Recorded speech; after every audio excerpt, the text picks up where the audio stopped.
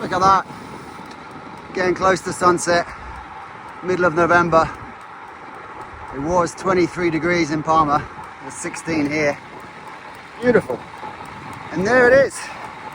There is the EXS Aerover bar in a 360 wide by 130 long, replacing the 400 by 135, 130 Roval. So we've just gone narrower, same position pretty much, because I had the hoods tilted right in with the Roval, and here the hoods are straight. So I measured it, and to the tips of the hoods actually it's the same dimension, but I don't particularly like tipping in the hoods because I don't know, it's not particularly aero for one thing, like in the sense that if you're not on the hoods, then the hoods are not straight to the wind, and yes, it narrows your stance, but better to narrow your stance with a narrow handlebar, in my humble opinion. So yeah, it's funny because when you first jump on it and get into danseuse out of the saddle, it feels very weird because the whole leverage and torque on the handlebar is completely different. It feels a bit strange, but literally after about 20 kilometers, that's gone and the body adapts and it all feels good again. So yeah, so far so good. I need to do some real proper climbs to test it properly, but it looks nice and it feels nice. What more could you ask for? Okay, so let's have a slightly closer look at this EXS, specifically in comparison to the Roval, which came off. And I would say one of the most one of the biggest differences that you notice really is that this stem area is quite a bit more chunky on the EXS than it is on the Roval. If you look at the Roval, it's fairly slim where it meets the actual handlebar.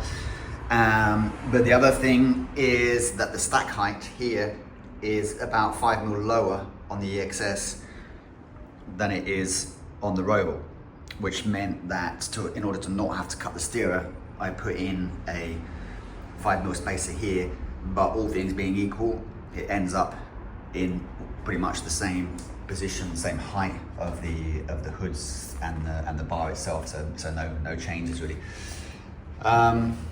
You can see that I have done a little bit of lightning because the Garmin mount is unnecessarily heavy, so I have drilled it in ever decreasing sizes just to lighten it a little bit, but they do make a very nice little titanium version, which is way lighter.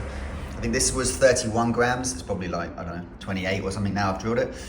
And the titanium one is, I believe, in the region of 16, I'll have to check that, but it's a lot lighter. So that's on order.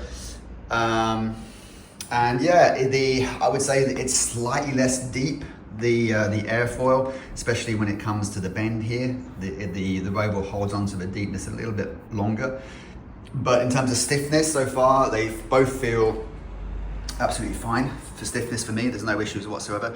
I have heard that Dorimo is a little bit flexy, and the wait time for ordering one of those is just ridiculously long. I had one on order for 6 months and then just gave up and asked for a refund. So that wasn't for me. So yeah, it's looking good. I mean, it's lighter. It is just as stiff. It looks just as nice. It's a high quality item.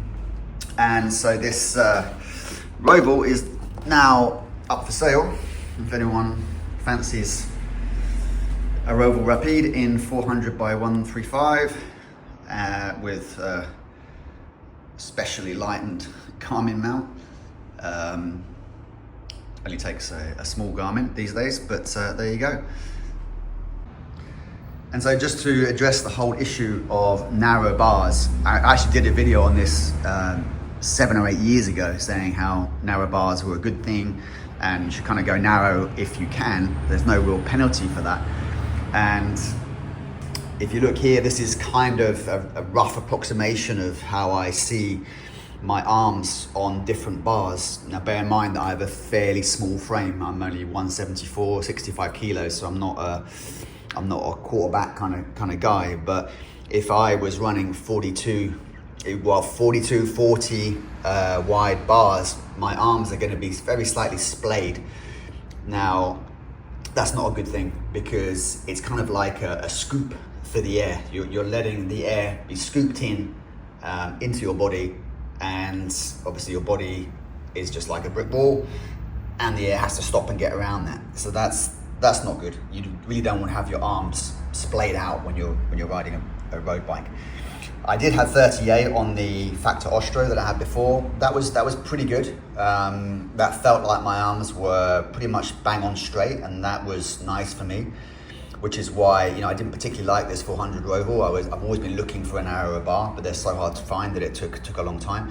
And now that I've gone 36, I even feel that my arms are actually very slightly canted inwards, which I think is a good thing, because then it's like an inverse scoop. It's like your arms are actually deflecting the air away from your body.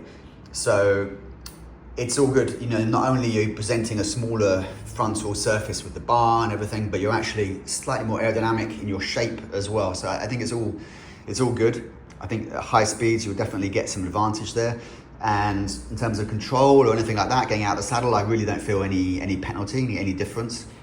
There used to be a thing where people were saying that you having narrower bars meant you couldn't breathe properly. There was kind of a bit of a myth that was running around for many years, and I can't see that that's true at all. I certainly haven't felt anything. And if you look at top triathletes and Ironman, people that are riding for hours with their arms completely squeezed together, they seem to be doing just fine. So I don't think that's an actual issue. So yeah, that's my take on it. I will report back after a few weeks of riding this and let you know if I've changed my opinion. Yeah, one last thing actually in favor of the EXS is that the Roval, you can see here where the cables came out and entered into the steerer area down here. So these cables were visible on the Roval, which I never particularly liked. Didn't see really any reason for that. I thought they could have been hidden, and albeit you don't see them that easily because it's obviously on the underside here, I always kind of knew they were there and wasn't too impressed by that. Whereas the EXS, they are completely hidden all the way back, and you have these little rubber bungs here to aid in passing the cables through, and then they obviously pop out over here. So yeah, still this is the big gap that all SL8 seem to have. Also down here, not ideal. I'll try to sort that out at some point, but they all seem to be like that anyway. So yeah, completely hidden cables, which is nice, and overall a nicely designed aero bar.